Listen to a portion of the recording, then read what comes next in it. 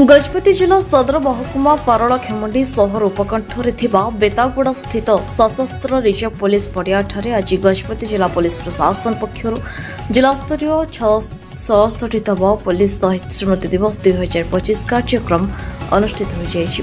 ଏହି କାର୍ଯ୍ୟକ୍ରମରେ ଗଜପତି ଜିଲ୍ଲା ଆରକ୍ଷୀ ଅଧୀକ୍ଷକ ଶ୍ରୀ ଜତେନ୍ଦ୍ର କୁମାର ପଣ୍ଡା ମୁଖ୍ୟ ଅତିଥି ଭାବେ ଯୋଗଦେଇ କର୍ତ୍ତବ୍ୟ ସମୟରେ ଯେଉଁ ପୁଲିସ ଭାଇମାନେ ଉଗ୍ରବାଦୀ ଓ ମାଓବାଦୀମାନଙ୍କ ଶିକାର ହୋଇ ନିଜ ଜୀବନକୁ ଉତ୍ସର୍ଗ କରି ଦେଶ ମାତୃକା ପାଇଁ ପ୍ରାଣବଳି ଦେଇ ଯାଇଛନ୍ତି, ପ୍ରତିବର୍ଷ ଆଜିର ଦିନରେ ସେମାନଙ୍କ ସ୍ମୃତିଚାରଣ କରାଯିବା ସହ ପୁଲିସ ଶହୀଦ ସ୍ମୃତି ଦିବସ ପାଳନ କରାଯାଇ ଆସୁଅଛି।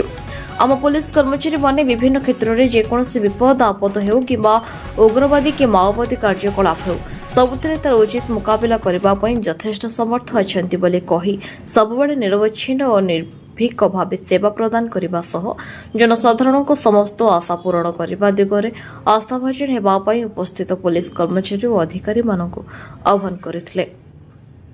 ଏହି ଅବସରରେ ମୁଖ୍ୟ ଅତିଥି ଏସ୍ପି ଶ୍ରୀ ପଣ୍ଡା ମାନ୍ୟବର ରାଜ୍ୟପାଳ ଓ ମୁଖ୍ୟମନ୍ତ୍ରୀ ପଠାଇଥିବା ବାର୍ତ୍ତା ପାଠ କରିବା ସହ କର୍ତ୍ତବ୍ୟ ସମୟରେ ଦେଶ ମାତୃକା ପାଇଁ ନିଜ ଜୀବନକୁ ଉତ୍ସର୍ଗ କରି ବୀରଗତି ପ୍ରାପ୍ତ ହୋଇ ଶହୀଦ ହୋଇଥିବା ଭାରତବର୍ଷର 191 ଜଣ ପୁଲିସ କର୍ମଚାରୀ ଓ ଅଧିକାରୀଙ୍କ ନାମ ପାଠ କରିବା ସହ ପୁଲିସ ଶହୀଦ ସ୍ମୃତିସ୍ତମ୍ଭଠାରେ ସେମାନଙ୍କ ଉଦ୍ଦେଶ୍ୟରେ ପୁଷ୍ପଗୁଚ୍ଛ ଦେଇ ଗଭୀର ଶ୍ରଦ୍ଧାଞ୍ଜଳି ଜ୍ଞାପନ କରିଥିଲେ।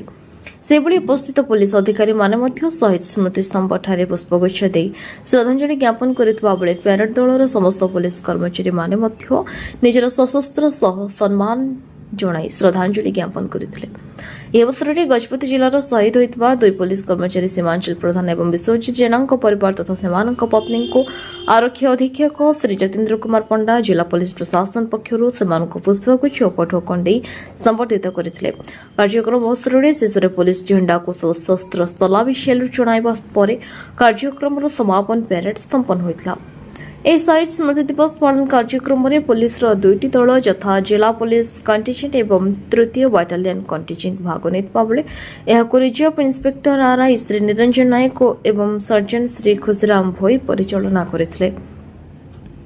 ଏହି କାର୍ଯ୍ୟକ୍ରମରେ ଓଏସ୍ଏପି ତୃତୀୟ ବାଟାଲିୟନ କମାଣ୍ଡେଣ୍ଟ ଦେଶ କୁମାର ମହାନ୍ତି ମଞ୍ଚାସୀନ ଥିବାବେଳେ ଏସ୍ଡିପିଓ ଶ୍ରୀ ମାଧବାନନ୍ଦ ନାୟକଙ୍କ ସମେତ ବହୁ ସଂଖ୍ୟାରେ ପୁଲିସ ଅଧିକାରୀଙ୍କ ଅବସରପ୍ରାପ୍ତ ପୁଲିସ ଅଧିକାରୀ ଓ ମାନ୍ୟଗଣ୍ୟ ବ୍ୟକ୍ତିମାନେ ଉପସ୍ଥିତ ଥିଲେ।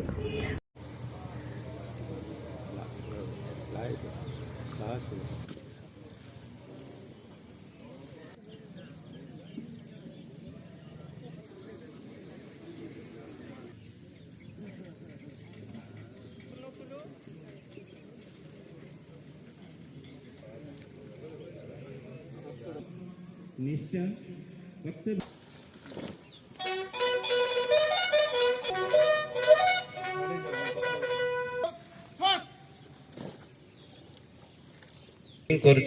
आजिकार मुख्य अतिथि को स्मृति दिवस पैरेड पर एक पैरेड कमांडर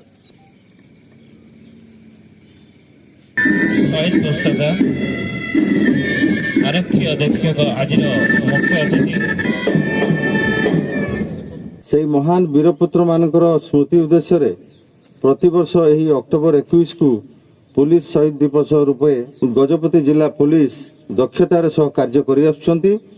कांस्टेबल एस बेलसन जीवन, constable MR Koteshwar Rao, governor of Odisha on this occasion of 66th police commemoration day Odisha माननीय मुख्यमंत्री द्वारा प्रेरित होइथवा वार्ता पढ़ी सुनाउछि।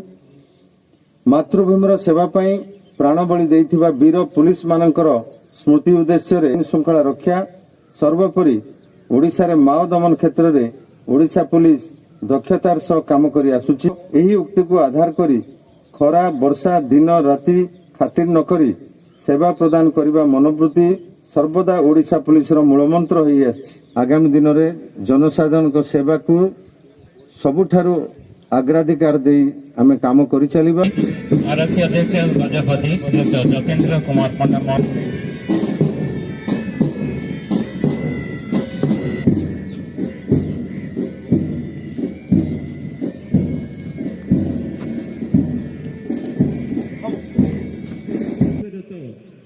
कर्मचारी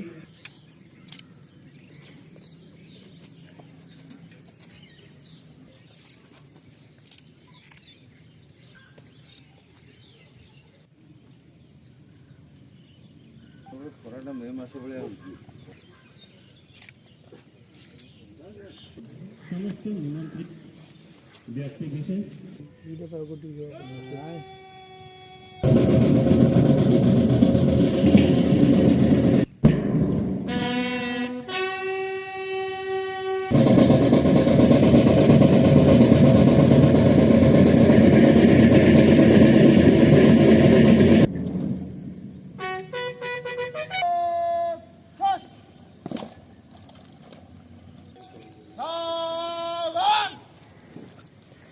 ସୀମାଞ୍ଚଳ ପ୍ରଧାନଙ୍କ ବଳିଦାନକୁ ଓଡ଼ିଶା ପୋଲିସ ସମ୍ମାନର ସହ ମନେ ରଖିବ।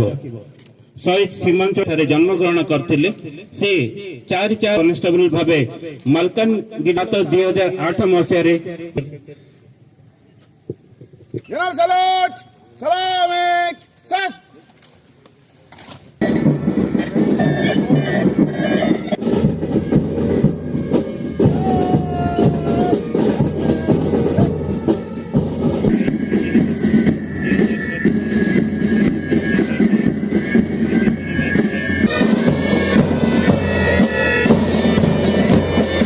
ଆଜିର ଏଇ ଦିନରେ ଯେଉଁମାନେ ନିଜର ଜୀବନର ସର୍ବଶ୍ରେଷ୍ଠ ବଳିଦାନ ଦେଇଛନ୍ତି କର୍ତ୍ତବ୍ୟ ସମୟରେ ସେହି ପୁଲିସ କର୍ମଚାରୀ ଏବଂ ସେମାନଙ୍କ ପରିବାର ବର୍ଗକୁ ମୁଁ ମୋ ତରଫରୁ ଅଶେଷ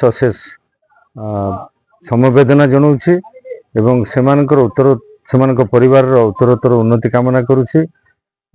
ଏଇ ପୁଲିସ କର୍ମଚାରୀ ଯେତେବେଳେ ପୁଲିସ ଚାକିରିଟିଏ କରିଥାଏ ତାକୁ ବହୁ ବାଧାବିଘ୍ନର ସମ୍ମୁଖୀନ ହେବାକୁ ପଡ଼େ ଏବଂ ଯେଉଁମାନେ ବଣ ଜଙ୍ଗଲରେ ଯେମିତି ନକ୍ସଲ ଅପରେସନରେ କାମ କରୁଛନ୍ତି ବା ବିପଜ୍ଜନକ ପରିସ୍ଥିତିରେ ବେଳେବେଳେ କାମ କରିବାକୁ ପଡ଼େ, ସେ ସମୟରେ ଆମ କର୍ମଚାରୀମାନଙ୍କୁ ସମୟ ସମୟରେ ନିଜର ସର୍ବଶ୍ରେଷ୍ଠ ବଳିଦାନ ଦେବାକୁ ପଡ଼େ। ଆଜିର ଏଇ ଦିନରେ ମୁଁ ସମସ୍ତ ଗଜପତି ଜିଲ୍ଲାର ପୁଲିସ କର୍ମଚାରୀ ପୁଲିସ ଅଧିକାରୀ ସମସ୍ତଙ୍କୁ ଏହି ପ୍ରେରଣା ଦେବି ଯେ ସେମାନେ ଜନସାଧାରଣଙ୍କ ପାଇଁ ଯାହା ଆବଶ୍ୟକ ସେମାନଙ୍କ ସୁରକ୍ଷା ପାଇଁ ନିଜ ଜୀବନକୁ ପଛରେ ପକାଇ ଗଜପତି ପାରଳାଖେମୁଣ୍ଡିରୁ ଗଣେଶ କୁମାର ରାଜୁଙ୍କ ରିପୋର୍ଟ ନ୍ୟୁଜ୍ ଉପାନ୍ତ ଖବର।